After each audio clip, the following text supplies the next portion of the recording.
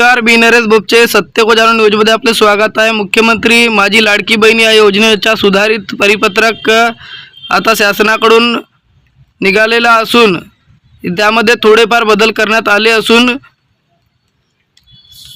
जवळपास सर्व नियम सारखेच असून थोडाफार सुधारणा करण्यात आले आहे। त्यामध्ये असे की जर एकाच कुटुंबात 2-3 अविवाहित महिला असतील तर त्यामधून प्रमुख जे महिला अविवाहित असेल तिला ते लाभ घेता येणार आहे।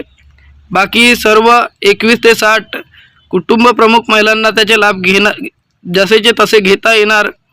त्यामध्ये थोडे बदल यामध्ये करण्यात आले आहे। जे अधिवास प्रमाणपत्र किंवा जन्मदाखल्याची जे अट होती त्यामध्ये थोडे बदल करण्यात आले असून त्यामध्ये जर ज्यांच्याकडे महाराष्ट्र राज्याचा अधिवास प्रमाणपत्र किंवा जन्मदाखला नसेल त्यांना पर्यायी उपाय म्हणून 15 वर्ष अगोदरचे राशन कार्ड किंवा ओळखपत्र, मतदान प्रमाणपत्र किंवा शाळा सोडल्याचा दाखला जर असेल तर त्यांना सुद्धा गृहीत धरण्यात येणार आहे। या 4 प्रमाणपत्रापैकी एकही असला तरी ते गृहीत धरण्यात येणार आहे। त्याचबरोबर जर परराज्यातील स्त्री असेल तर त्यांच्या पतीच्या जन्माचा दाखला किंवा शाळा सोडल्याचे प्रमाणपत्र किंवा अधिवास प्रमाणपत्र हे गृहीत धरल्या जाणार आहे।